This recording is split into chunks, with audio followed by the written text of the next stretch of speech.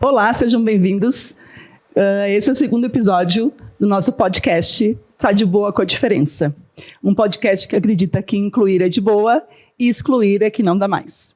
Eu sou a Carla, sou doutora em educação, sou pesquisadora dos processos inclusivos, acredito numa educação que inclui, transforma e acolhe para a diversidade. Olá, gente, estamos de volta com o nosso podcast. Eu sou a Maria Ângela Posa, estamos aqui novamente para falar sobre os processos inclusivos. Eu sou pós-doutora em educação, pesquisadora nessa área, e hoje nós vamos trocar um bate-papo maravilhoso que vocês vão gostar.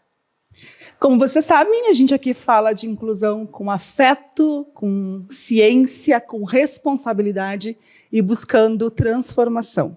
Transformação de conceitos, transformação de conhecimento, transformação para quebrar as barreiras que existem nos processos inclusivos.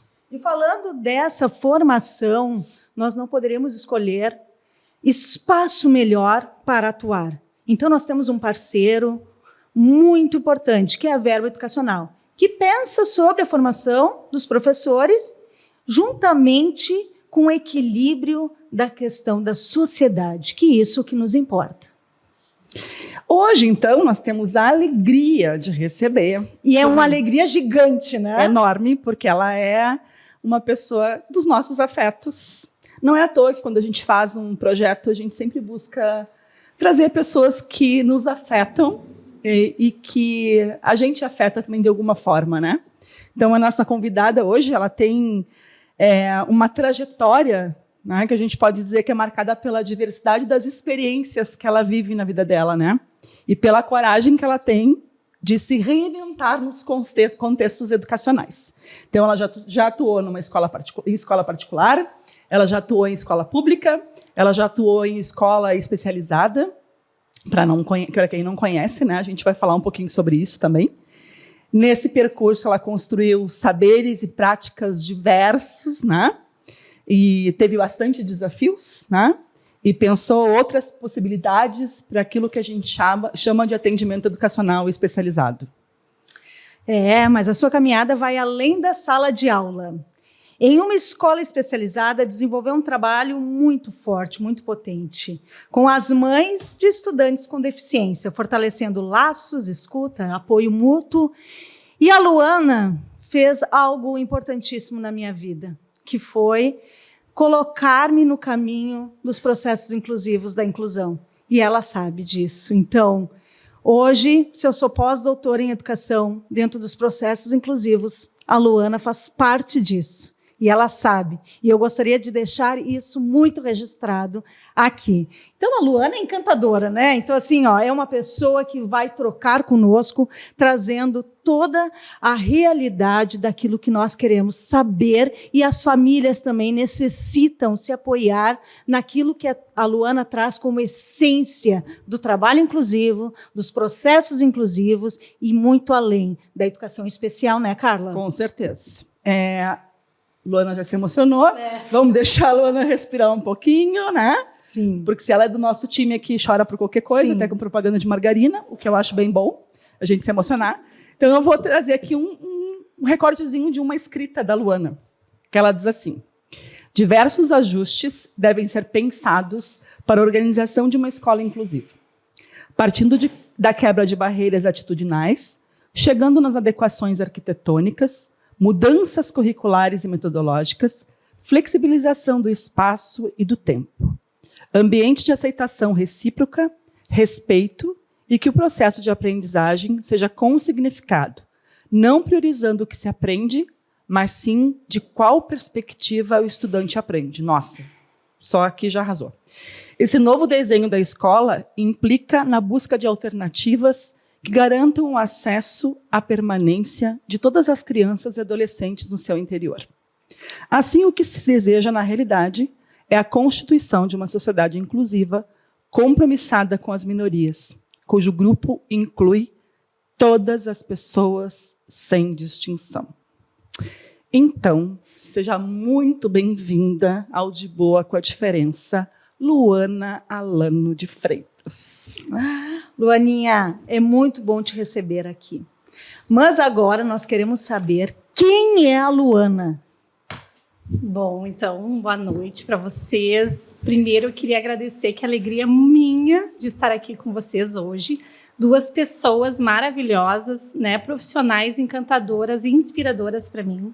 Fico muito grata, né, pelo teu depoimento e muito emocionada, porque a gente fez uma parceria linda, né, na escola que a gente trabalhou juntas. A Carla também teve um pedacinho, né, ali no meu estágio em 2005, muito tempo né, atrás. numa escola também especializada do estado. Então, assim, além disso, eu tenho uma admiração muito grande por vocês e eu agradeço imensamente estar aqui hoje.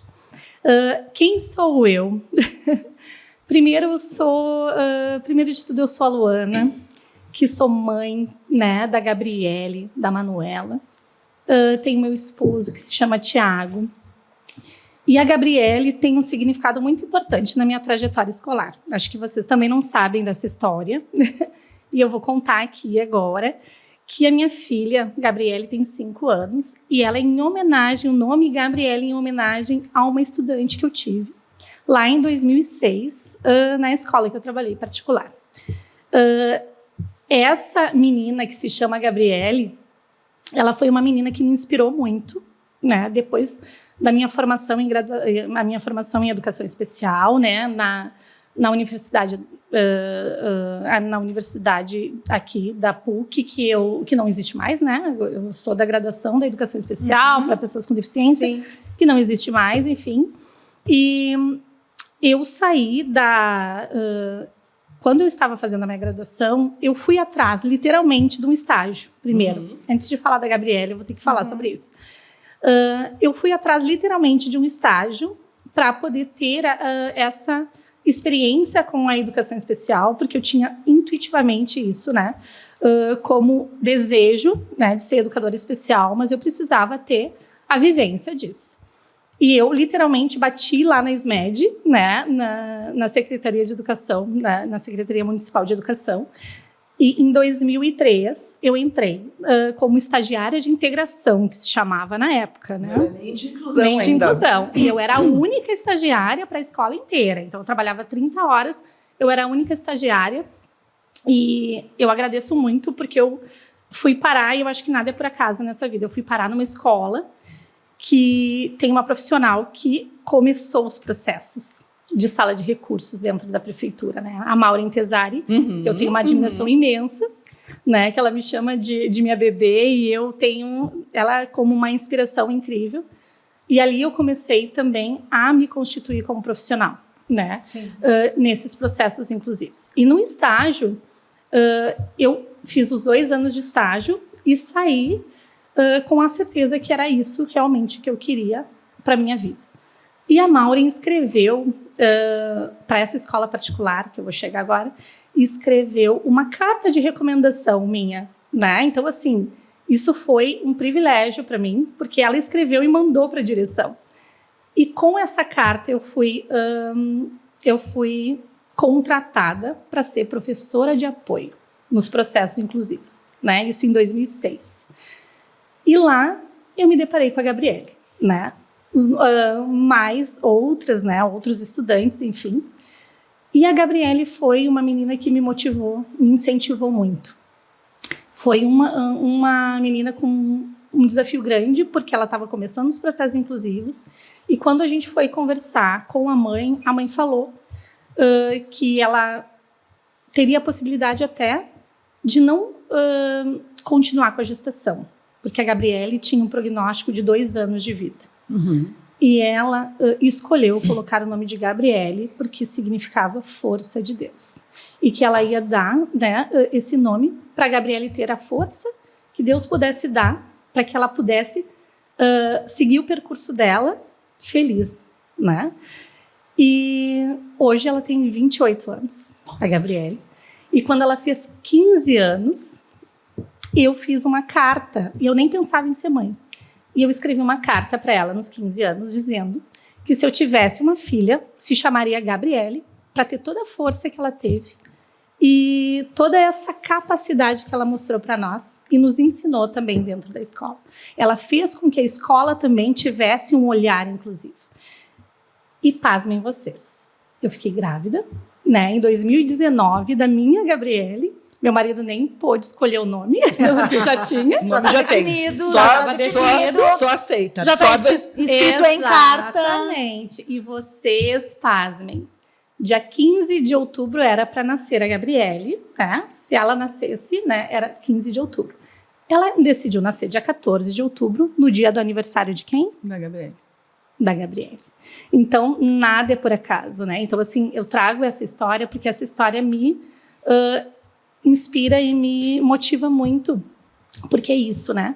A mãe não tinha um prognóstico da filha e ela tem 28 anos hoje, né? Então, assim, a partir da Gabriele, eu entendi que todo mundo tem potencial e a gente tem que acreditar no potencial de cada um, independente da característica e da condição que eles têm. Então, eu trago muito isso fortemente porque ela me ensinou a ter esse olhar sensível para a capacidade e não olhar para a dificuldade. Porque se a gente fosse olhar para a capacidade da Gabriele, ela não estaria nem viva pelos olhos da medicina, né? Então é isso, né? Ela me trouxe também essa motivação maior de pensar nessas possibilidades e que todo mundo é capaz de aprender se a gente acreditar nisso. Perfeito. É muito forte, Lu, que tu traz, porque eu acompanhei esse processo. Então, acompanhar esse processo juntamente... Esse é o caso que tu estava falando quando a gente estava construindo. Ela disse, a Luna vai trazer esse caso, com certeza. E é lindo porque eu acompanhei a tua vida nos corredores dessa escola privada, fazendo com que a Gabriele se inserisse cada vez mais no processo, né, de escolarização. Exatamente. Então, assim, ela aprendeu infinitas coisas, ela não tinha o corpo caloso, então tem toda uma história importante que nos constitui, né, e é legítimo. Né? Então, é muito linda essa história que tu traz, acreditando que todas as pessoas, sim, elas podem muito mais. É aquilo que nós escrevemos, que nós falamos, né? Então, é deixar de lado o capacitismo, e se constituir como uma pessoa que pode olhar diferente do que todo mundo olha. E tu conseguiu, né, Luana? Exatamente. Tu continua, na verdade, não é que tu conseguiu. Tu faz isso com todas as pessoas que estão no teu caminho, na tua trajetória. É lindo esse depoimento. Antes de voltar para te terminar de te apresentar, deixa eu só retomar isso que tu fala, até anotei, né, do prognóstico, né? O quanto a educação especial é marcada pelos prognósticos, né? Exato. O quanto isso às vezes é mais forte, assim, né? Teve uma época da minha vida que eu trabalhava eu comprei um jaleco branco, sabe? Eu trabalhava em sala de aula com um jaleco branco, porque eu dizia as coisas para as famílias e elas não levavam em conta, elas me rebatiam dizendo, mas não foi isso que o médico disse. Exato. E eu dizia assim, não, pera um pouquinho, a gente está aqui com duas áreas de saberes que são diferentes, né? E o meu saber está sendo completamente desvalorizado, assim, porque eu dizia, não, ele pode, ele vai além, a gente vai apostar, ele vai se alfabetizar, e me diziam, não, ele tem deficiência, ele não vai, o médico disse que não é para apostar que ele não vai adiante. E eu passei anos da minha vida trabalhando de jaleco branco para ver se o jaleco branco fazia uma diferença, entendeu? Porque era isso, né? O jaleco branco impunha respeito, né? Tu entende? E fazia a diferença, assim. E tu fala sobre isso, né? O poder do prognóstico, né? Essa pseudo-ideia que a gente faz sobre o outro e o seu desenvolvimento que impacta tanto que realmente não cabe outro espaço para esse sujeito ser, né? Exatamente. Que não seja esse lugar, né? De que alguém que não vá se desenvolver, que não vá crescer, porque tem um impedimento biológico, né, Luana? Exatamente. E é isso, né? Se tivessem acreditado, né? Gabriele não teria sobrevivido nenhum ano. Exato. Né? Porque aquilo que tu trabalha com ela, ou que as pessoas poderiam oferecer para ela, seria mínimo. Exatamente, Né? seria mínimo. Seria mínimo. Por isso que a gente sempre tem, eu sempre também trago isso, né? Que a gente não pode ver pelo lado do que ele tem, assim, de quem ele é, né? Exato. A gente conhecer o sujeito, a gente conhecer a pessoa. Quem somos nós para limitar e dizer o que ele não consegue fazer, né? Então, eu sempre parto dessa perspectiva, assim. Muitos professores veem, né? Eu tenho muitas falas de professores nessa trajetória de 20 anos que eu tenho, né, de experiência, e eles trazem, mas ele não vai aprender, mas ele não vai conseguir construir. Quem sou eu para dizer que não? né? Eu não posso limitar já aqui, nem tentou, né? Nem tentou as possibilidades, eu vou limitar o sujeito aqui. Não, eu não posso fazer isso, né? Vai contra o que eu acredito, né? Então, eu penso muito nessa lógica, assim. Não, acho perfeito isso que tu fala. E elegantérrima, né, falando, porque a Luana, ela tem algo encantador, que é essa maneira de falar Elegante, sutil, elegante, né? Nem A sei gente se- já quer... Nem sei se combina com a gente, né? Não sei se Não combina sei com a se gente. combina, mas assim, ela combina. Nem combina Não. com a gente. Não, então, ela assim, ela sempre consegue. É. Quem é a Luana, como eu perguntei, né? Voltando um pouco nessa fala, a Luana é essa pessoa que está aqui na frente, que tem a delicadeza de falar com os professores de uma maneira muito sutil, falando o que deseja, sem interromper o processo de queixa do outro. Essa é tu, Luana, que tu fala de uma maneira assim, ó, brilhante com os professores, que eu posso dizer que eu aprendi contigo isso, essa delicadeza que nós temos que ter. Então, essa é a Luana que está aqui conosco, que nós vamos aproveitar e sugar tudo dela, gente. Podem ter certeza, né? Ai, que Tá, coisa beleza, boa. mas pra não deixar assim, porque filho a gente sabe que tem, já que tu tem 2, né? É. Então, assim, tu falou da Gabriela, agora Agora tu eu vou fala falar da do outra outro, filha, a pelo amor de Manuela. Deus, pra Manuela não se identificar com ciúmes, tá? E a Pra depois Manuela a gente também. passar adiante. A Manuela tem 3 anos, imagina. Tem Imagina, uma de 5, uma de 3. Deus o livre. E a Nós vamos Manuela criar é a atrito. nossa alegria também, né? E ela nos inspira muito e faz a gente aprender, porque a Gabriele é toda certinha e a Manuela é da pá virada. da pá virada. Manuela me representa muito. A Manuela é, mas Da assim, ó, diversidade, é a vamos alegria da casa, né? Então, assim, Veio quebrar os padrões no todos. aniversário dela, ela quis ser a bruxa malvada, não quis Perfeita, ser, olha. ela não quis ser princesa, ela quis ser a bruxa malvada. Então, essa é a Manuela também, que eu aprendo a cada dia, né? Com a maternidade, eu já tinha um olhar sensível, assim, né? Para os processos, principalmente com as famílias. Mas depois que a gente vira mãe, esse olhar ainda se intensifica. Porque a gente também, às vezes, quando eu estou falando com as famílias, eu me coloco muito no lugar, né? Então, a gente consegue, claro, de formas diferentes, né? Cada um com seus processos, mas a gente também consegue entender, né? Alguns funcionamentos, algumas questões que as famílias trazem, a gente também consegue se ver um pouco, né? Uma vez me disseram isso. Luana, ai, tu não é mãe? Eu disse, mas não é isso que me constitui como profissional. Com certeza, não é ser mãe que vai constituir, mas que me ajudou ainda mais a abrir o olhar, com certeza ajudou.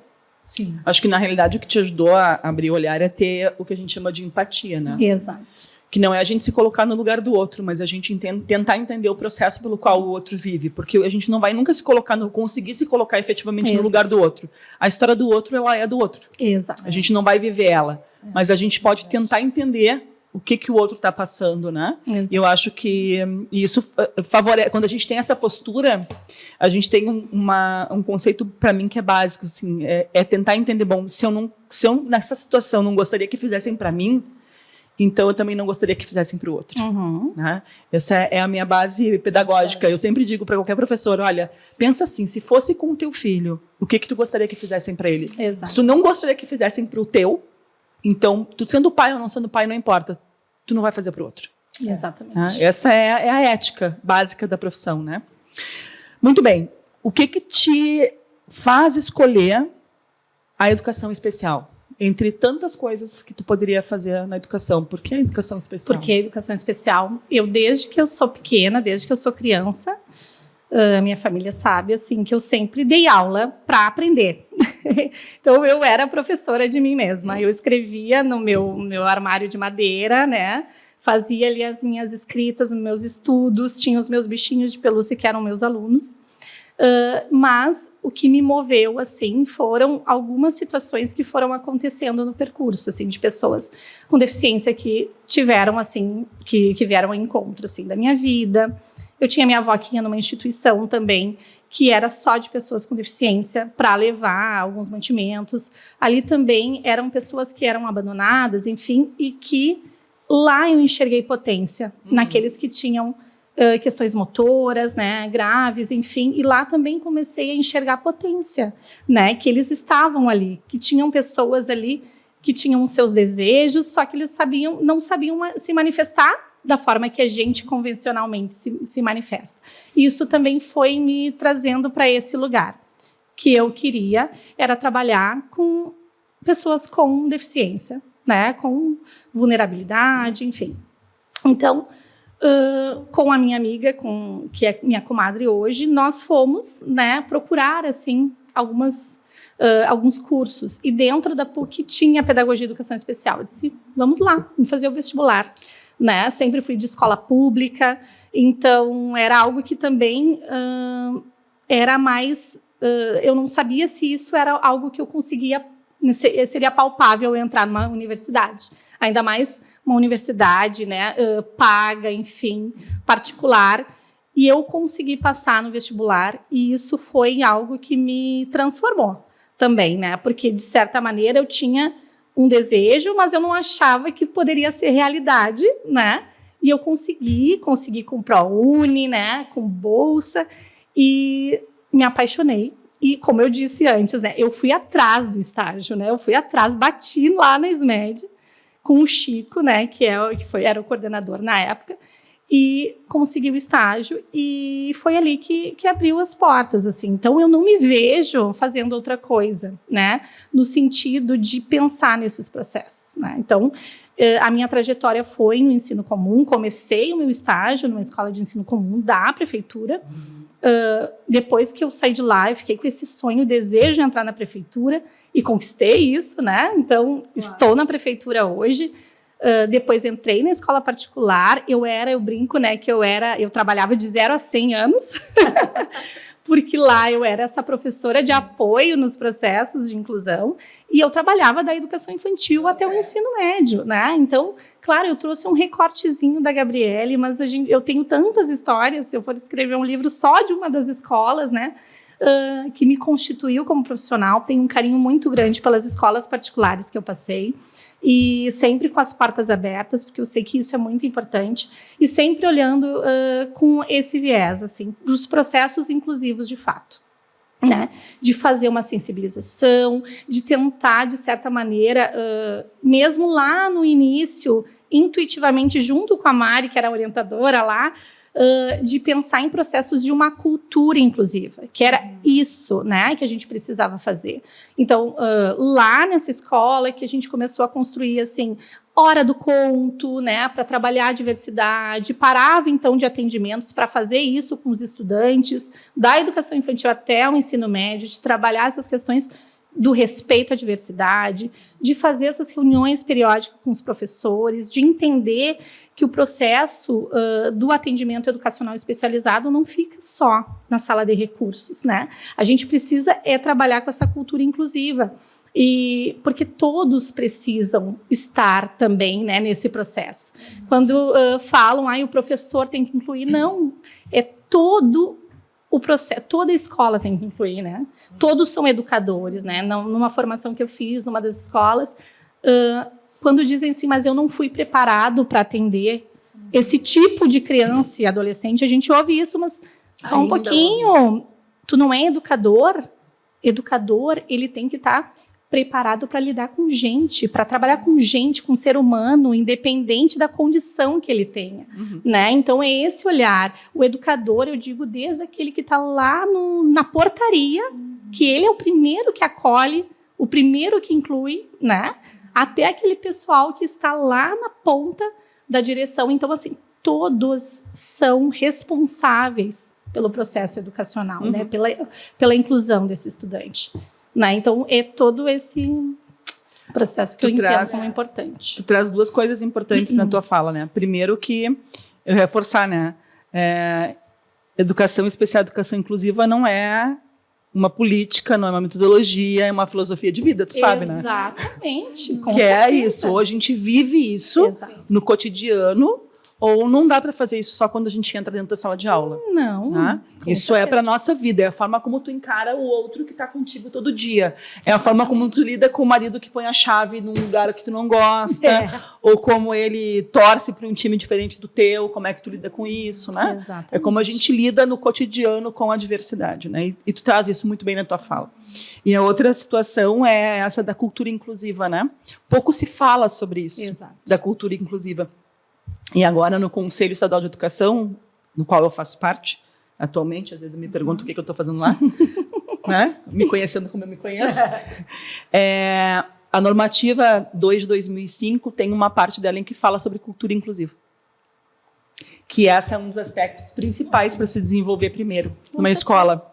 Porque uma escola que não tem uma cultura inclusiva, ela não vai ter um processo inclusivo. Exato. Porque a cultura inclusiva começa por isso. Tu entender que o educador é do porteiro à merendeira. Exatamente. Tu entender que todo mundo precisa falar sobre diversidade. Tu entende? Em que a diferença não é um problema. Ela é uma característica, ela é a potência daquele espaço. Né? Exatamente. Então, isso eu acho extremamente importante a gente começar a discutir nas escolas. Né, esse conceito de cultura inclusiva, porque a gente só vai ter uma sociedade mais inclusiva quando a gente tiver uma cultura inclusiva de fato desenvolvida. Né? E essa cultura que a Carla fala está presente na tua vida, porque a Luana, ela não trabalhava só com o estudante, com o professor e com a gestão escolar. Tu sempre, quando nós te procurava dentro da escola, tu estava lá auxiliando aquela pessoa com deficiência que trabalhava lá na escola. Então, assim, ó, é uma cultura que envolve todas as pessoas, né? E principalmente pessoas surdas também, que davam um suporte, e nós falávamos no primeiro episódio sobre isso, da importância, né, em nossas licenciaturas, a primeira língua, né? Então, assim, ó, de todo esse olhar inclusivo, mas dentro dessa cultura. Então, muitas vezes pode estar pensando, esse podcast não é para mim. Não, é para você sim. É para você. É para todo mundo. Então, assim, você não precisa ter pessoas com deficiência dentro da tua família. Não, tu tem que ser inclusivo. Não porque tu ama os outros, não. Isso aí é uma questão de dignidade, né, Luana? E tu traz muito isso, né, na tua fala, na tua prática, na tua existência, guria. Sabe o que é isso? Por isso que pra... Assim, nossa! E aí a Maureen fala bebê. Tá aqui, as pessoas mais velhas vão se aposentando, as mais novas estão chegando, ocupando o lugar, tá ficando bom, eu acho bom. Mas assim, e o quanto a gente aprende, né? Então, assim, se fala na inclusão dos estudantes, né, com deficiência, com transtorno espectro do autista, agora com a neurodivergência, enfim, né? Mas a gente aprende tanto com eles do que eles aprendem conosco. Com certeza. Né? Porque isso, assim, tu trouxe agora, eu lembrei da funcionária que era surda, eu aprendi muito com ela, eu ficava horrores aprendendo com ela ali os sinais, porque é isso, a gente precisa também aprender muito com eles. E isso que é o rico da inclusão, né? Dos processos de inclusão. Porque, assim, só vai ser feita a inclusão de fato quando a gente estiver com. Se a gente não estiver com, a gente não vai incluir. Exato. A gente vai ainda ter a estranheza, a gente ainda vai excluir, né? Fazer essa segregação, porque aquele não é, né? Não faz parte do processo, não é pertencente. Mas isso, quem vai trazer somos nós, né? E quem está dentro desse contexto. Então, o quanto é importante, né? Eu agora atuo numa escola especial, que também é muito potente, que posso falar mais sobre, mas as crianças pequenas, lá da educação infantil, precisam vivenciar os processos de inclusão no ensino comum. Por quê? Porque lá que as crianças começam a criar os estigmas. Exato, e os primeiros vínculos lá que se estabelecem. Exatamente. Tem um vídeo que eu gosto muito que mostra, né, da Rússia, uma pesquisa das crianças. Eles fazem uma pesquisa, né, fazem 2 locais, um local tá o menino com deficiência e crianças de 2, 3 anos vão brincar com a criança.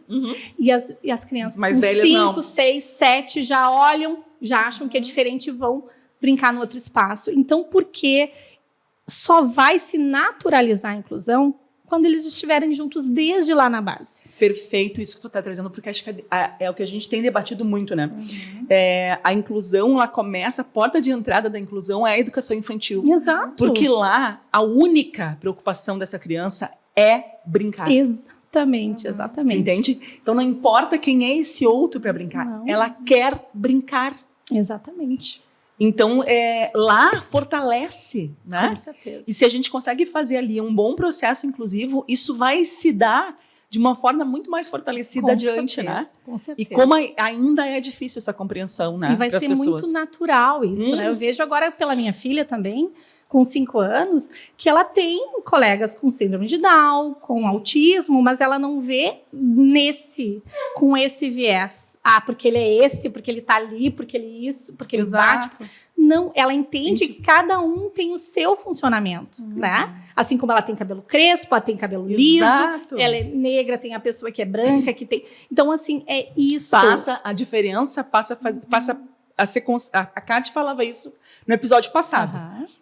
Passa a ser uma característica da pessoa. Exato. Não passa a ser algo menos, ou algo que diminua, ou algo que afaste da sociedade. Exato. Passa a ser algo tão natural que é alguma coisa característica da pessoa e ok. Tu entende? Exato. Assim como eu tenho olho verde, eu tenho olho castanho, acabou. Né? Não entra num juízo de valor. Claro. Né? É isso que a gente está tentando trazer. Assim. Eu acho que isso é uma coisa importante para se pensar. E né? a inocência de uma criança, né? Por isso que nós temos que aprender com a criança, né? Então, quando nós falamos agora isso, né? Sobre esse olhar que nós vamos dispor para a criança. Né? E eu tenho certeza que a gestão escolar ela tem que colocar isso em pauta, né, Luana? Com certeza. Né? Então, se a gestão olhar dessa forma, não entrar na sala de aula com uma estranheza, aonde está o nosso aluno inclusivo? Para com isso, né? Exatamente. Então, aonde está fulano? Isso o é algo nome, que me incomoda muito. Né? Quando os professores falam, mas eu tenho... Luana, mas eu tenho 26 e mais 3 de inclusão. Já só deu um pouquinho. Já paramos aqui, Isso temos já um problema me irrita sério. Muito. E tem coisas que eu estou ficando meio intolerante, né? Chega Mas quase, viu? Mas é que não é intolerante, né, Luana? Isso já é uma coisa que já não cabe mais. Exato. Entende? Já não vou usar aqui o nome do podcast, já não é mais de boa a gente dizer isso, entendeu? Já passou, isso é uma fala lá do início, Exato. A gente tem estudantes em sala de aula, a gente tem 35 estudantes, eu tenho altos, baixos, gordos, agitados, calmos, entendeu? Casualmente tem um sujeito com autismo também, tá bom, mas eu tenho outro que também não enxerga direito. Não dá pra tolerar. Tu entende? Não dá pra tolerar. Esse tipo de fala já é uma fala que não dá pra tolerar mais, entendeu? Não dá mais. Então, acho que não dá pra gente ser tolerante mesmo. Quando a gente escuta esse tipo de fala, é a hora que a gente que trabalha na área precisa dizer, não, parou aqui, encerrou, não me interessa onde é. Exato. É hora de dizer, chegou aqui, parou, para tudo, vamos voltar aqui e vamos discutir isso. Exato. Porque as palavras carregam significados, né? A gente vem falando sobre isso. Carrega significado. Quando tu está dizendo isso está carregando por trás a tua concepção. Exato. Sobre aprendizagem, sobre diferença, sobre deficiência. Sobre pessoa, sobre sujeito, né? Então, assim, nós que estamos na área da educação e as pessoas que vão assistir esse podcast, elas têm que entender que elas vão ser multiplicadores, né, Luana? Exato. Então, assim, tu faz muito bem isso, porque eu te conheço e eu posso falar. Né? Quando a pessoa fala algo que está equivocado e dá risada sobre aquele equívoco, né? E tá ali dando risada achando engraçadinho, tá errado. Com certeza. Tá errado. Quando a gente pega ainda pessoas no corredor de uma escola falando sobre medicamento que aquele aluno está tomando ou sobre a deficiência daquele aluno, nós estamos colaborando com aquela perversidade. Exatamente. Né? Então, assim, vamos pensar sobre isso. Se nós somos multiplicadores, nós podemos ter a elegância de falar assim, olha, tu está equivocado, tu tem que estudar. Uma gestão tem que estudar, poxa. Exato. Onde já se viu? Não sei o que tu pensa sobre isso, Lu, mas... Deixa a elegância ter a Luana. A Luana tem elegância, já não tem elegância mais. Eu já não, a barraca, então assim, é um cuidado, porque essa gestão vai... mas precisa. É preciso que se discuta. Eu acho isso extremamente importante. A gente tem que... Essas horas a gente tem que parar e tem que dizer a verdade. Exatamente. Assim. E agora a gente está no momento, em pleno século XXI, que as verdades têm que ser ditas. Com certeza. Entende? Não dá mais para botar panos, entendeu? Não dá mais para botar panos. E também essa questão de escolher, né? Dizer, não, mas esse aluno não é... Não escolheu e assim... Não, mas esse aluno não é para nós. Vai ser de quem? Vai ser de quem? Vai ser para onde? Eu sempre pergunto. Exatamente. Temos uma pirâmide. Temos a escola de ensino médio, universidade, faculdade, educação básica. Se não é da educação básica, é da onde? Só para eu entender. O que mais que tem para baixo da pirâmide? Não tem nada mais. Então... Tem uma... Assim, eu trago muitos casos, né? Mas tem entrou uma vez na escola que eu trabalhava, um menino, na verdade, ele tinha já passado por quase 20 escolas e ninguém tinha aceitado, né? Imagina... o desafio dessa família, né? A família já passa por um processo árduo, né? Sim. De aceitação, de preconceito, de capacitismo, enfim.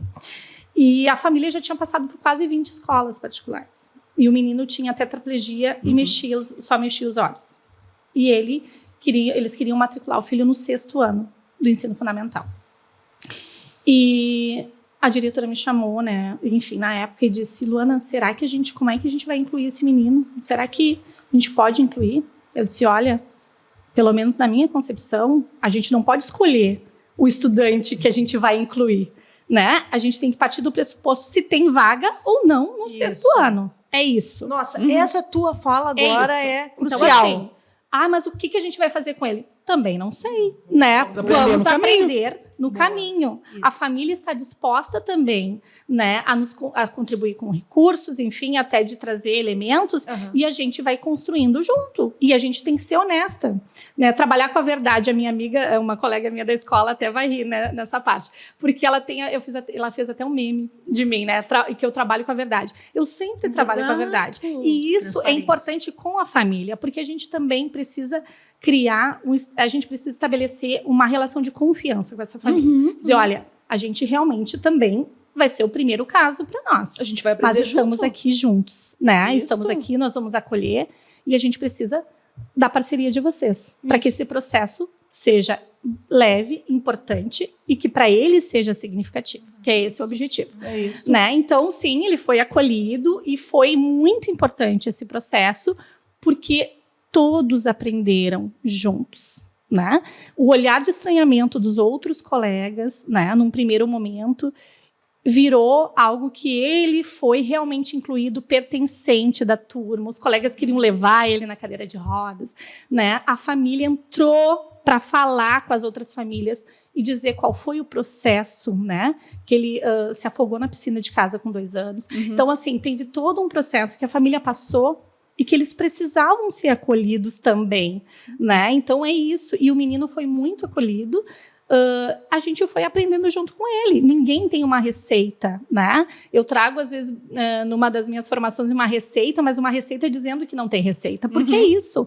A inclusão, os processos inclusivos, eles não têm uma receita, porque eu posso ter 50 pessoas com autismo, cada um vai ser único, cada um vai ter um jeito. Exato. A gente precisa, sim, a gente precisa de formação, a gente precisa de capacitação, a gente precisa estar sempre estudando, mas a gente precisa conhecer o sujeito, né? E ali, a partir da forma que a gente vai conhecer, sim, aí a gente vai começar a trabalhar com ele, né? Em todas as perspectivas, e foi isso que aconteceu. Perfeito, é isso. Transparência, né, Lu? Sim. Transparência. Acho que é honestidade, né? Acho que os processos inclusivos, eles precisam de honestidade de todas as partes. Exato. Bem, temos um momento aqui para a gente poder falar um pouquinho sobre a EA, que a gente chama de minutos de conhecimento, porque como boas professoras a gente tem que trazer informações que sejam informações consistentes, né? Não dá para a gente só jogar as informações en passant assim, porque a gente também quer trazer conhecimento, né? Então, o nosso momento hoje é para falar um pouquinho sobre o AEE. Então, o AEE é atendimento educacional especializado, né? Garantido pela Política Nacional de Educação Especial na Perspectiva da Educação Inclusiva, de 2008. Quem não conhece essas legislações todas, vamos entrar lá na página do MEC, clicar lá, pode baixar todas as legislações de graça, usar material de bolso, bem importante, a gente tem que saber da legislação, né?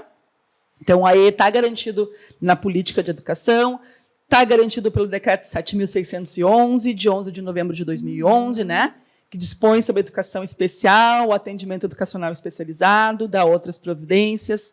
Ele é garantido também pela Lei Brasileira de Inclusão, a Lei 13.146, de 2015, né, uma lei extremamente importante que vai trazendo outras nomenclaturas, né? Vai mudando a forma como a gente pensa as barreiras arquitetônicas, as barreiras pedagógicas, né? Extremamente aprofundada, né? Sobre esse universo da educação inclusiva, né? E é importante a gente entender que o AEE, ele não é uma substituição do ensino comum. Esse professor do AEE, ele não substitui o professor de sala de aula. Ele não faz o papel desse professor de sala de aula. Ele faz uma complementação. né? Ou no caso das altas habilidades de superdotação, ele faz uma suplementação. Mas há aqui a importância desse atendimento como um direito constitucional desse sujeito, né, público da educação especial, de ter o espaço onde ele possa reconstruir, muitas vezes, o seu processo de aprendizagem com um professor especializado. Não é qualquer profissional, é um professor, efetivamente, com formação como a que a Luana tem em pedagogia e educação especial, como a que eu tenho, ou pós-graduação, né, em educação inclusiva, ou pós-graduação em AEE, né, mas que tem a formação específica, porque ele é um espaço pedagógico, né, extremamente necessário. Esse espaço não é um puxadinho da escola também, que está lá, né, separadinho, que a professora nunca é encontrada na última sala do último ambiente, né, do último lugar da escola, embaixo de uma escada, né, porque a gente fala assim rindo, mas a gente sabe que tem, né? É um prédio anexo lá no fundo que tu nunca encontra onde é que é essa sala. Não, ela faz parte, né? Eu diria no meu sonho, num organograma escolar. Eu sou visual, né? Eu imagino o organograma da escola e o AEE, ele está ali junto, do ladinho do SOI, do SSE, do SOP, sei lá, chamem como quiser esses serviços, né? Mas, para mim, ele está ali na mesma situação, né? Porque ele é gestor desses processos. Esse profissional, ele é quem está ali, fazendo essas tessituras, né? Essas amarrações todas do que é os processos inclusivos, né, Mari? E a Carla falou agora sobre esse puxadinho. A Luana trabalhou em puxadinho. Ela sabe muito bem, por isso que ela deu risada. Ela trabalhou num puxadinho, ela trabalhou num corredor, ela só cabia ela, e um armário e o banheiro. Então, sabe como é puxadinho. Então, assim, o respeito que a Carla está falando desse espaço, né? Nós não precisamos de um espaço específico para dar valor a esse sujeito ou trazer a funcionalidade do brilho de uma pessoa com deficiência, porque nós valorizamos a funcionalidade. Mas o espaço, ele vai dignificar esse trabalho. Por isso que eu falava num outro episódio sobre a importância do professor de AE compor a gestão escolar. Eu ainda vou ver isso, porque eu considero essa pauta importantíssima, porque na hora que precisam, é o professor de AE que está lá, junto com o orientador, que eu considero isso muito importante. Hoje, a Luana trabalha como orientadora também, então a gente troca figurinha nessa parte, porque isso é valorizado, né? Como, né, tantos pontos é valorizado, mas na hora que precisa estar no papel, não está. Então, assim, complementando, né, a tua fala, Carla, o atendimento educacional especializado vai muito além de adaptar materiais. Vai muito além. Então, ele se expande no acolhimento, na escuta das famílias, das crianças, nas estratégias que vão promover aquilo que a gente quer. Autonomia e uma participação social importante dentro da escola. Entendemos, enquanto pesquisadoras, nós três somos, que nós devemos ter esse AE daquele momento onde a gente ensina e está buscando cada vez mais o entendimento. Quem é esse profissional? Que não é um profissional clínico, é pedagógico. O AE, ele não faz esse trabalho, por isso que é minuto de conhecimento que nós temos aqui. Ele não vai fazer uma avaliação psicopedagógica, né, Luana? Não, e não vai olhar, esse tem dificuldade. Não é sobre isso. É despertar projetos que venham acolher as habilidades daquele sujeito cada vez mais, né? E respeitando a individualidade. Pesquisadoras como Rosita Carvalho, Mittler, Vygotsky, já nos ensinam que a inclusão se efetiva quando a escola olha para o sujeito em sua totalidade. Sempre valorizando tanto a aprendizagem quanto o convívio social. Não é só o convívio social. É bom ele estar aqui para conviver. Não vem mais. Essa fala também não nos compreende ou também não me conforta, não me representa nada, ótimo. Não me representa. Então, assim, o que vai me representar, o que vai representar, e aí tu pode até complementar, Lu, o que representa realmente uma pessoa com deficiência na escola dentro dos processos exclusivos? Uma aprendizagem assertiva. Né? Então, é dentro desse desenvolvimento afetivo que a gente se preocupa. Muito bem. A gente sabe que o AE ainda é espaço muito mal compreendido, né? Dentro da escola, assim. Muito. que tu imagina? O que é para ti, assim, esse espaço? Como é que tu imagina esse espaço dentro da escola, esse espaço ideal, assim? Se tu pudesse... Ou não, eu sei que tu tem essa ideia na tua cabeça. E pode falar do puxadinho, porque ela fazia trabalhos maravilhosos num puxadinho. É um espaço, o AEE, ele tem que ser um espaço de acolhimento, mas é um espaço que também, para nós, é um espaço transitório, porque a gente precisa estar em todos os espaços, né? A gente precisa estar realmente circulando. O AEE, ele é preferencialmente, e agora a gente fala muito nisso, assim, né? Que o AEE, que o atendimento educacional especializado, ele é para ser no turno inverso de aula, né? Mas agora já está se modificando muito esses processos, né? Porque a gente também entende que o estudante precisa ser olhado e a gente precisa também fazer toda uma construção dentro da sala de aula, né? Dessas propostas em sala de aula, que a gente chama de trabalho colaborativo. Certo. Então, o AE, ele é ofertado, sim, né? Todos têm direito à oferta do AE no turno inverso, mas também a gente considera a especificidade de cada estudante, né? E o que vai ser importante para ele naquele processo. Nós, né, professores do atendimento educacional especializado, a gente precisa entender o todo do estudante. E por isso que é importante a sala, né, para a gente poder também fazer um mapeamento, de entender os processos para fazer o quê? Essa conexão com a sala de aula. Porque qual é o nosso objetivo do AE? É que ele seja pertencente à sala de aula, na turma, né? Sim. Ele não é meu aluno, ele não é meu estudante. Ele é estudante da sala de aula. Então, agora, na outra escola que eu trabalhava, né, particular também, eu trabalhava do 7º ao ensino médio. E aí... era muito importante eu também entrar na sala, poder estar ali para ver os processos, para poder também pensar em estratégias e recursos junto com o professor, de como fazer essa adaptação, essa adequação, né, para que ele seja realmente incluído nesses processos, que ele não utilize materiais muito diferenciados no sentido assim de estar pintando um ursinho e tá tendo lá alterações. Exato. Então, isso também, a gente se aproximar dos professores é extremamente importante, né? O trabalho do AE, ele é um trabalho muito desafiador, né? Tem pessoas que querem muito estar no AE, por não sei por quê, às vezes por status ou para, enfim, para ganhar um diferencial ali no salário. É tudo tranquilo. Pode falar. Enfim. Pode falar, fica à vontade. Porque é isso, né? Então, assim, acham, eu quero muito ser do AE. Mas por quê? Eu quero ser muito do AE. Mas por quê? Porque realmente é um desafio. Tu trabalha, o estudante é o teu principal foco, mas tu tem as famílias, tu tem os professores, tu tem toda a rede e essa cultura inclusiva que tu tem que transformar para que esse estudante seja pertencente. Então, é muito desafiador. É muito desafiador porque assim, as pessoas dizem, mas tu não para, Luana? Com certeza eu não paro, porque eu tô lá para fazer os processos. Quando eu estou dentro da escola de ensino comum, no AE, é o que me move. Eu estou lá articulando com os professores, às vezes, infelizmente, os professores não têm, e eles se queixam muito de horários para planejamento, porque realmente precisa planejar, né? Porque cada um é único, então ele precisa fazer planejamentos diferenciados, mas dentro do mesmo conteúdo. As pessoas dizem, mas eu preciso adaptar conteúdo. Depende. Sim. A adaptação do conteúdo, ele é mais em relação à estratégia, um recurso que tu vai utilizar, né? Pensar o que é mais importante e aí sim pensar nas propostas. Então, é de também contribuir com o professor para que ele faça todo esse processo, né? Então, assim, eles pensam... E aí é isso que eu sempre trago para a realidade. Luana, mas eu tenho 26 e mais esses 3. Vamos pensar no que tu faria para todos, né?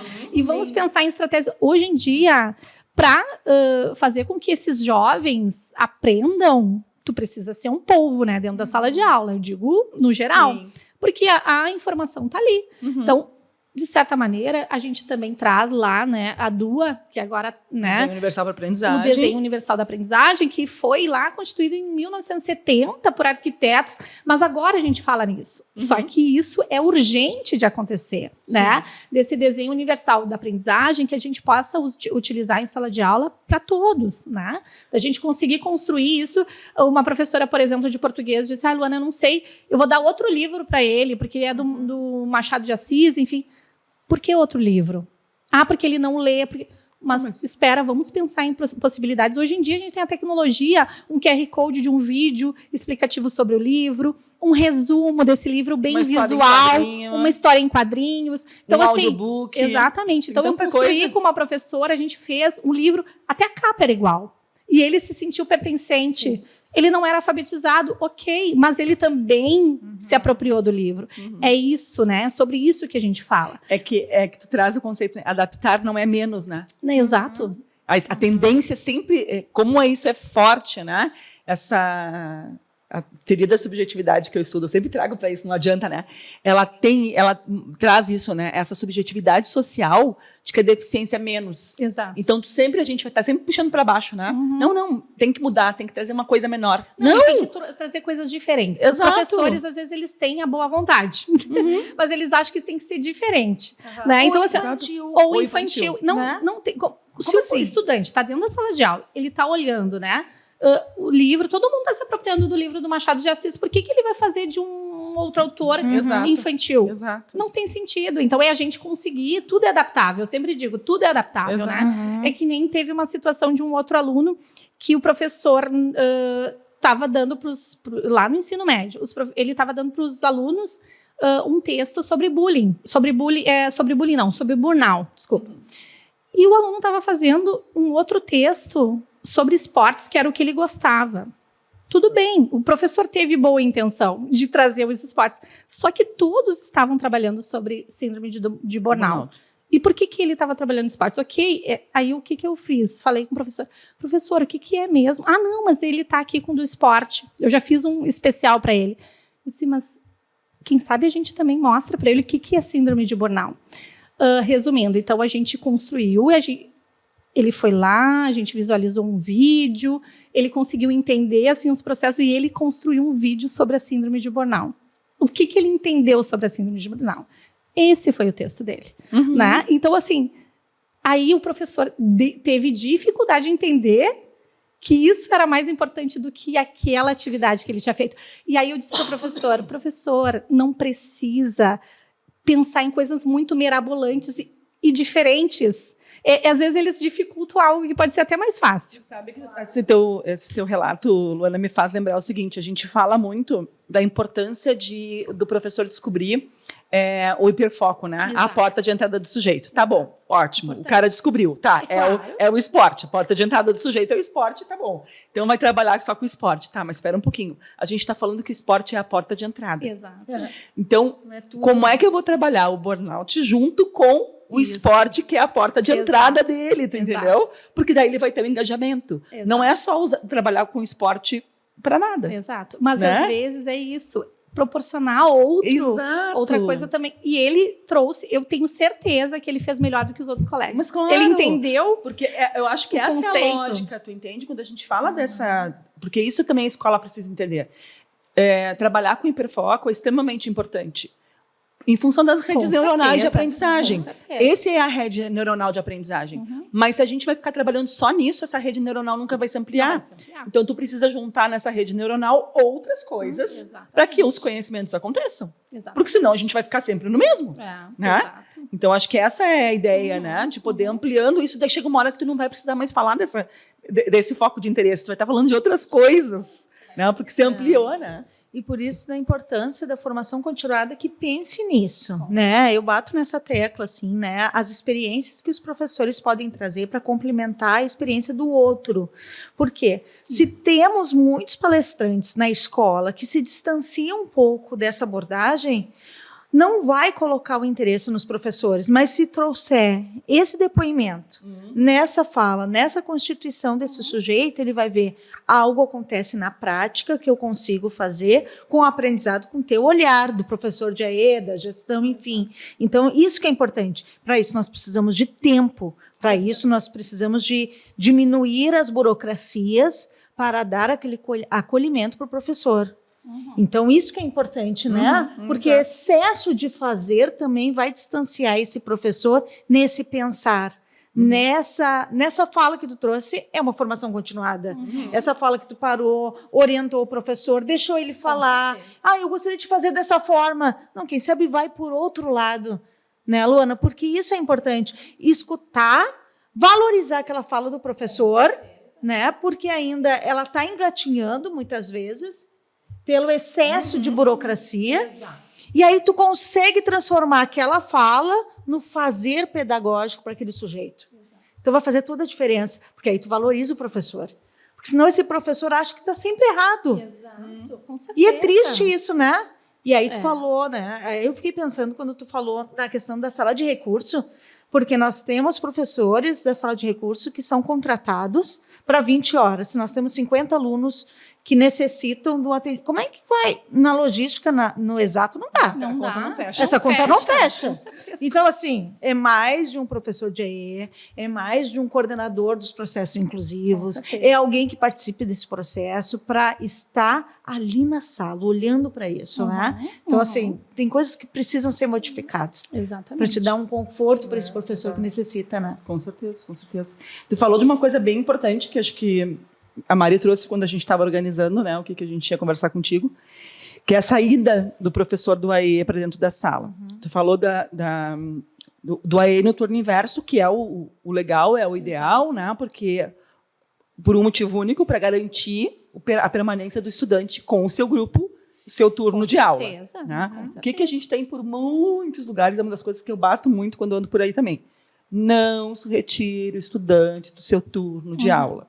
Ah, mas a gente faz o quê, então? O professor do AE vai. Aí tira para organizar numa salinha, Exato. Também, Exato. aí depois nunca mais volta. que eu acho que é isso que a gente fala um pouco, que a Mari trouxe, né? Que é uma atuação tua da pluridocência, né? Uhum. Então, fala um pouquinho. O que é para ti pluridocência, né? E a pluridocência é um desafio que eu amo, que eu acabo tendo isso como algo... Sempre que, se eu puder escolher trabalhar no AE, eu vou escolher lá anos finais, ensino médio. Porque, ao mesmo tempo, é a parte mais desafiadora de incluir, né? Porque são processos ali que os adolescentes estão também procurando seus espaços, procurando seus grupos, mas ali é que precisa ter o olhar também, né, do professor especializado para poder trazer o professor, né, que está ali com muitas demandas, são professores especialistas, e que é isso, né? Eu trouxe um exemplo da boa vontade do professor, mas de repente ele está fazendo um trabalho até maior do que ele poderia fazer, né? Pode ser algo mais simples que ele entenda que ele consegue atingir, né, o estudante de outras maneiras. Então, a pluridocência é um desafio ainda muito grande. Os professores ainda se colocam muito nessa posição de não estar preparado, né, são muito especialistas, né, e o quanto é importante trabalhar com esses professores, né, diretamente com os professores. Eu sempre pedi muito na escola que eu trabalhava, né, de ter reuniões com os professores, deles poderem me ceder alguns horários para a gente poder pensar juntos, né? Porque nós ali dentro da escola, o AE, ele é uma pessoa que vai fazer a ponte, né? De todos esses processos. Então, eu preciso ser parceira desse professor, né? Como tu disseste, eu vou valorizar cada movimento que o professor vai fazer. Mas a gente também precisa com que ele tenha esse olhar dentro da sala de aula, que é mais desafiador, né? Eu trago um outro exemplo aqui de um professor de matemática do 6º ano da prefeitura, que ele foi lá para fazer a adaptação de uma estudante que estava entrando no 6º ano, e ele falou assim: Luana, como é que eu vou dar matemática? Eu adoro quando os professores vêm se queixar, adoro, porque assim, os que ficam quietinhos às vezes são os piores. Exato. Né? Porque é os que ficam quietinhos, tipo assim, não me vê, não tô aqui. Tô passando despercebido. Tô passando despercebido, não tô fazendo nada e tá tudo certo. E ele veio: Luana, eu não sei o que fazer, sabe por quê, Luana? Porque ela nem senta na cadeira, nem abre a mochila. Como é que eu vou dar matemática para ela? Aí eu disse: qual é o teu objetivo com ela, então? Ele: dá matemática. Eu disse: qual é o teu objetivo com ela? Se ela não senta e ela não abre a mochila. Sentar e abrir a mochila. Matemática também é espaço, né? Espaço. Orientação espacial. Espacial. Claro. E eu disse: primeiro é o vínculo que tu tem que estabelecer com o estudante. Sem vínculo inicial, ela nunca vai sentar. Nunca vai sentar, nunca vai abrir a mochila, né, para pegar o caderno para fazer a matemática. Então tem processos. Então assim, primeiro é criar um vínculo com essa estudante, a ponto dela poder abrir a mochila, né, sentar sem monitor. Eu estou falando uma realidade que eu vivi que não tinha monitores, que não tinham agentes, que não tinham esses apoios em sala de aula, né? E o professor, daí a gente foi construindo algumas coisas e disse, então primeiro passo é esse. Uma semana depois, veio um coleguinha da turma e disse assim, o professor está te chamando na sala de aula. Aí eu fui, ele estava com os olhos marejados e ele, olha ali ela tinha sentado com a mochila aberta, com o caderno aberto, e ele, agora eu vou trabalhar matemática. Eu disse, agora tu vai trabalhar matemática. É sobre dos isso, processos. né? Então, ele veio, né? E era um professor bem resistente nesse sentido. E é isso, de eu mostrar para ele que a gente precisa primeiro vínculo com o estudante, qualquer um que seja. Parece óbvio o que eu estou dizendo, mas não é óbvio. Às vezes é um óbvio que tem que ser dito. Olha para o estudante, a pluridocência, os professores, eles estão tão enraizados em dar o conteúdo da matéria, eles entram em sala de aula e nem olham para o estudante. Nem olham para os estudantes que estão ali. Às vezes, um oi, um bom dia, estar ali presente 5 minutos, que possa dar uma atenção para aquilo, vai fazer a diferença do vínculo que tu vai estabelecer.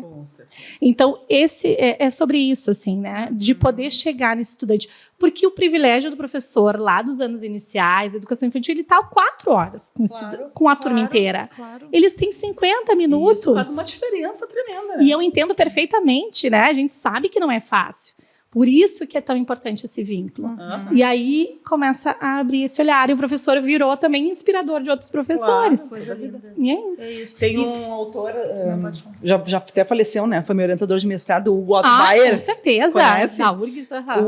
O Hugo defendia uma prática que chamava bidocência. Sim. Né? Que é um professor regular acompanhado de um professor de educação especial, né?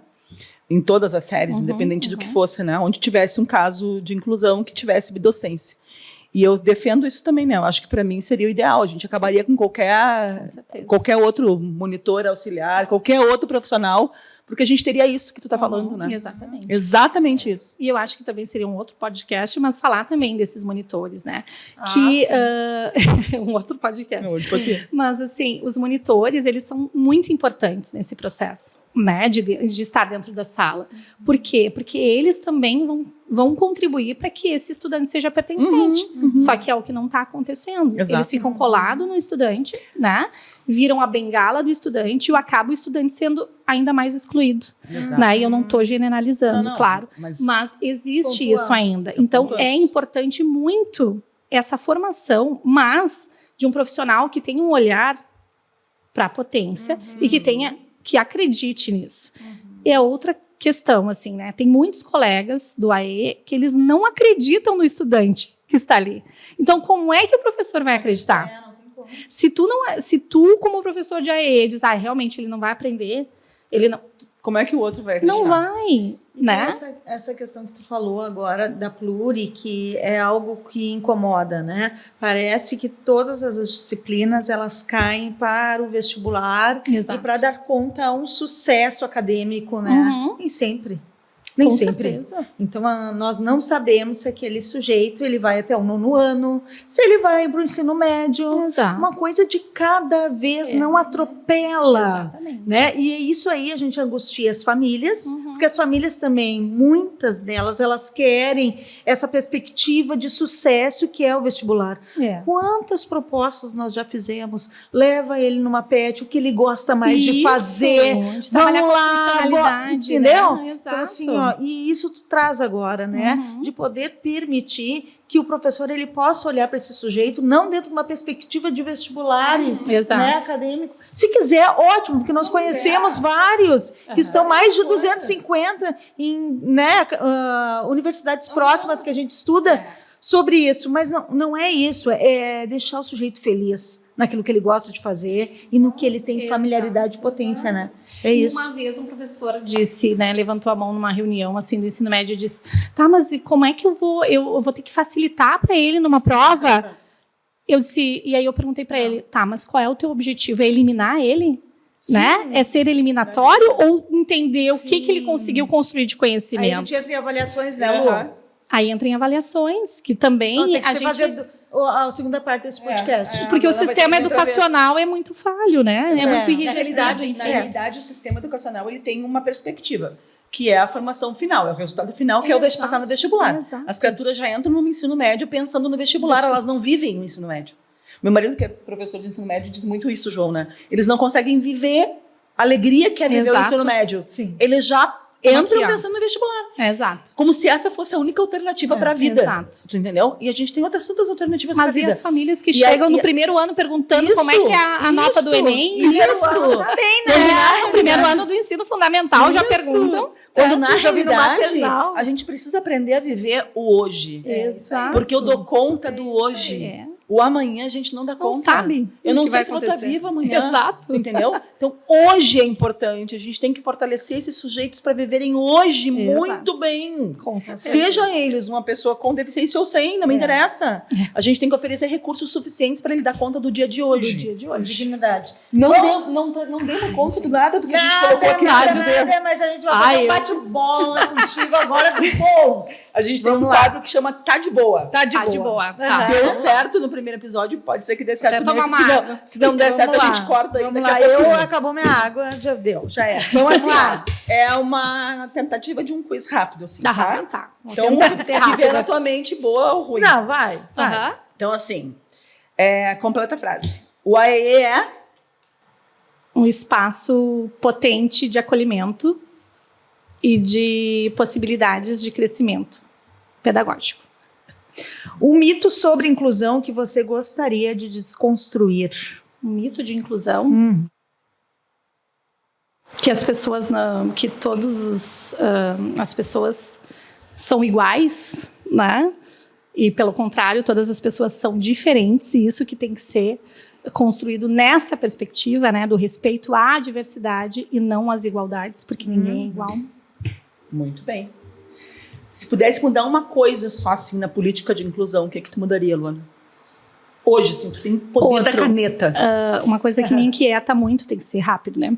Não, Pensar, o que eu mudaria nessas questões legais é de poder firmar uma educação ao longo da vida. Isso me instiga bastante. Sai das escolas especiais com 21 anos, sai, às vezes com 16, 18, não tem para onde ir. Então, mudar a política nesse sentido, de poder afirmar, como diz a LBI, uma educação ao longo da vida, dessas pessoas que ficam invisibilizadas na vida adulta e acabam não tendo lugar para estar. Falávamos sobre isso hoje no grupo de pesquisa, inclusive. Vamos fazer um parênteses aqui no Tá de Boa, para dizer que eu acho extremamente importante isso, mas que isso não é uma política de educação. Isso é uma política de assistência social.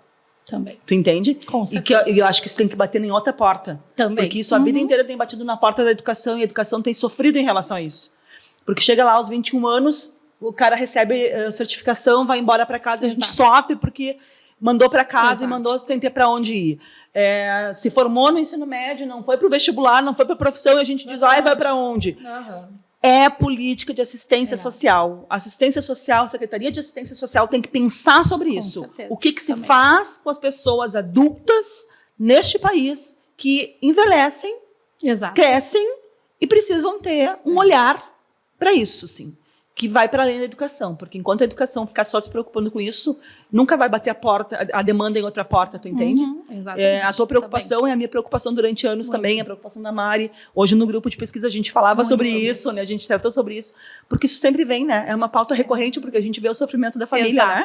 Que tá na escola, tá bem. Os professores também. Tá na escola, tá bem, a gente sabe que tá ali, a gente tá dando conta, a gente tá com todos os percalços.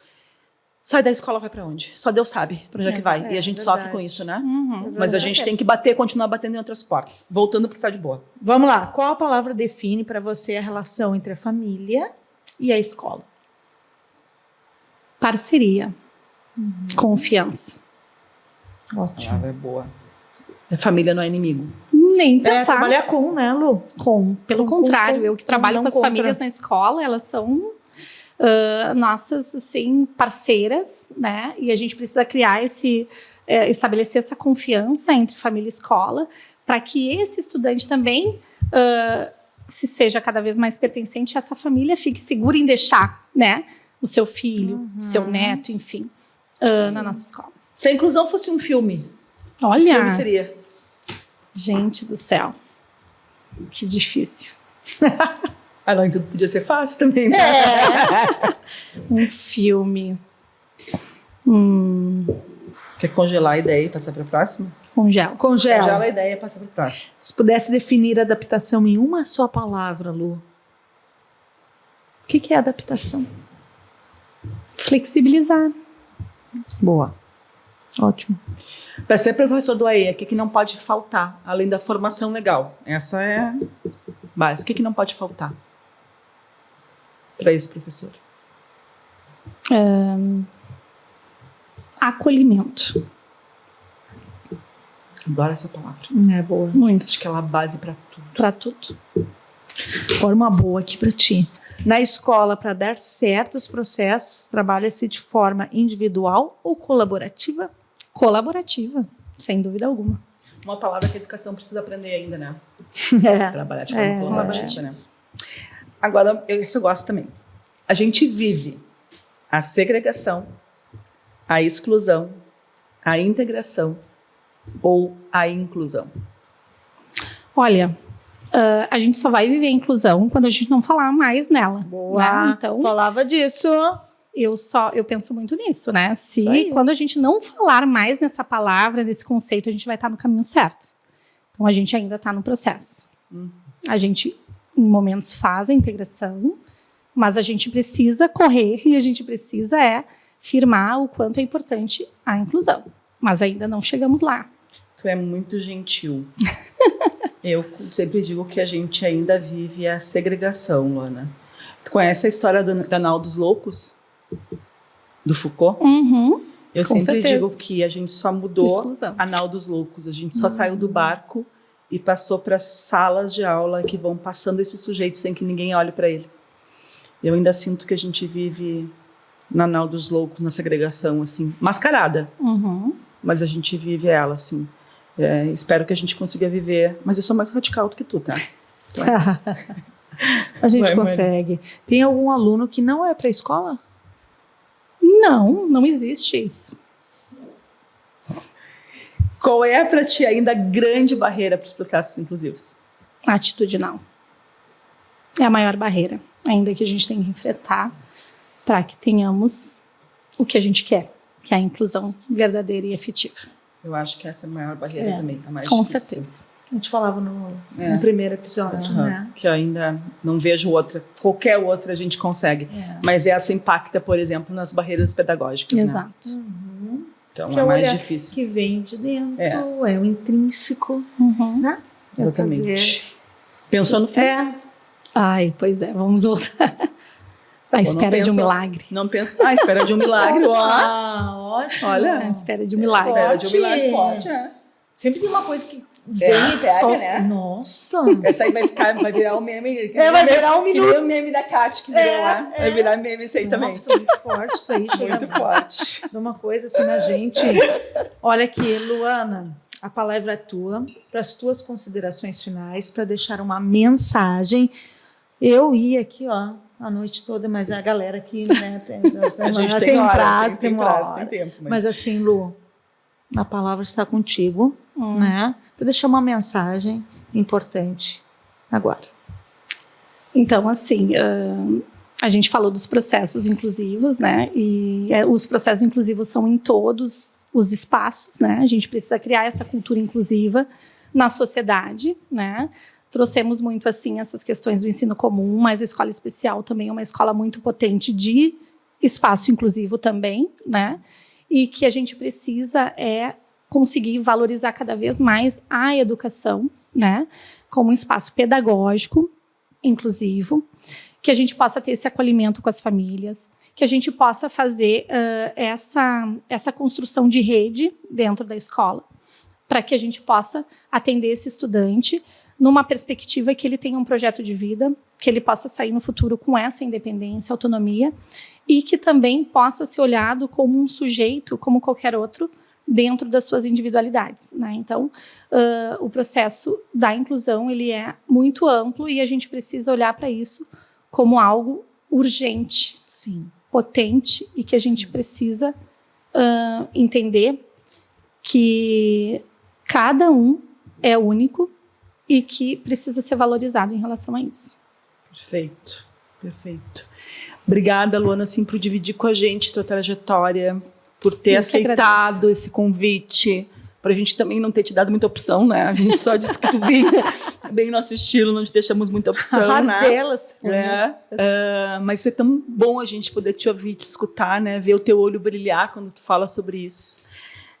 Dizer, né, que a Luana não tem redes sociais, não é avessa a isso, mas ela, por exemplo, é colaboradora da Connector, que é a empresa que eu tenho de formação de professores. Então, quem quiser contratar a Luana, vai lá no Instagram, procura Educação Connector, entra em contato com a gente, que a gente faz a ponte com a Luana. Ela faz formações maravilhosas, né? Então, ela tem, assim, uma bagagem para passar para os professores que vale muito a pena.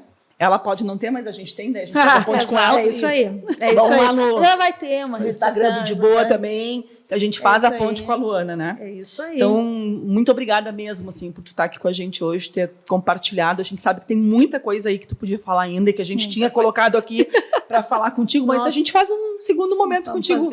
Dá um tempo aí, te traz de volta para conversar de novo sobre isso. Eu que agradeço a oportunidade. Muito obrigada. Né? Espero que a gente possa fazer, né, outros momentos. Claro. Estou aqui à disposição. E hoje vou ter que me render, eu acho, na rede social, né? Não, tá bom. Pode ficar tranquilo que a gente vai colocar nos nossos links. A gente põe nas nossas redes. Hoje aprendemos que incluir é reconhecer a dignidade de cada sujeito, em todas as idades, todos os lugares, e que essa conversa possa inspirar muitas pessoas, educadores, famílias, comunidades, porque uma coisa que a Luana tem de assim, um diferencial é que ela não escolhe só o estudante. Isso eu preciso dizer. Ela escolhe a família, ela escolhe os colegas, ela ensina os colegas a serem pessoas melhores nessa vida. Então, assim, eu queria te agradecer, como a Carla já te agradeceu. Tu torna a nossa vida muito melhor, Luana. Tu não poderia ser uma pessoa diferente, profissionalmente falando, porque é uma educadora que inspira outras pessoas. Então, parabéns, minha querida, parabéns por estar aqui, ter aceitado estar aqui. Eu agradeço essa oportunidade maravilhosa. Então, assim, eu falo, tu sabe que eu aprendi a ser inclusiva cada vez mais, pela tua presença, te observando atuar. Então, isso é um encantamento e é isso que eu quero que as pessoas se inspirem nesse podcast, nesse segundo episódio contigo, e contratem a Luana, chamem a Luana, porque a Luana é uma referência aqui no Rio Grande do Sul e pode ser uma referência no Brasil sobre o trabalho sobre o trabalho com as famílias, sobre o trabalho na escola e como se deve trabalhar na escola. Então, eu tenho certeza, e eu assino embaixo, que todas essas escolas que tu atuou, elas pensam dessa forma de ti, minha querida. Então, que tu continue assim, iluminando os processos aonde tu passar. Obrigada. Só coisas Sem boas. palavras. Como a gente sempre diz, um podcast de professores tem que ter indicação de uma leitura. Isso aí. Não tem como. Sem leitura, sem conhecimento, a gente não avança, a gente não vai para frente. Então, Mari, a indicação hoje é tua. Hoje, o que eu trago é o meu livro, junto com a Betina Steren dos Santos. Excelente professora, excelente orientadora. Não tem palavras para falar da Betina, nós vamos ter que trazer a Betina também. Exato, aqui, tá na nossa lista. Esse livro fala, Luana, sobre a questão da motivação docente nos processos inclusivos, é aquilo que nós falamos sobre a pluridocência. Então, é uma pesquisa feita de 5º ano até o ensino médio, numa escola do município de Porto Alegre, junto também com esse olhar do Santa Doroteia, já falei escola, porque é importante a gente referenciar também as escolas que a gente faz pesquisa, né? Então, é uma escola importante dentro dos processos. Então, eu deixo aqui essa homenagem também à irmã Moraes, que me cedeu todo esse espaço, né, em memória, né, que ela não está mais conosco, mas que essa pesquisa foi muito importante dentro desse contexto. Então, eu trago... Então, hoje a nossa leitura, né, é sobre esse processo aqui inclusivo, motivacional, porque a motivação não é só dentro e fora, como muita gente pensa. A motivação, ela tem um estudo, tem mais ciência. E dentro desse estudo, a autodeterminação sobre os processos inclusivos é bem importante. Autonomia, pertencimento e competência. Com isso, a gente pertence dentro dos processos inclusivos. Perfeito, perfeito. Assim a gente termina o nosso episódio de hoje. A gente convida vocês a assistirem, a compartilharem, a darem um like, a mandarem as impressões de vocês também, né? Isso é ótimo. A nos seguirem no Instagram, né? E enviarem aí as informações que quiserem para a gente convidar outras pessoas, para a gente falar sobre outras temáticas, outros assuntos, né? Porque a nossa ideia é que a gente poder estar sempre dialogando, né? E discutindo mais sobre inclusão, convidando pessoas diferentes. Claro que quando a gente tem as pessoas dos nossos afetos, a coisa flui com muito mais facilidade, mas a diversidade diz que a gente pode chamar qualquer pessoa, porque a gente também sabe dialogar com qualquer outra pessoa que não seja dos nossos afetos também. Não tem problema, pode ser desafetos. E uma coisa importante é deixar registrado a parceria que nós temos com a Verbo Educacional, que é uma instituição séria, que nos compreende, cedeu espaço, está aqui conosco, a equipe. Então, vasculhem a Verbo Educacional, entrem no site e acompanhem todo o processo importante que tem de formação de professores. Com certeza. Certo? Vão cruzar com o nosso nome lá também, inclusive. E acompanhem nos acompanhem nas redes sociais, enfim. Não esqueçam, diferença não se tolera, se acolhe. Opa! Até o próximo episódio. Tchau, tchau. Tchau.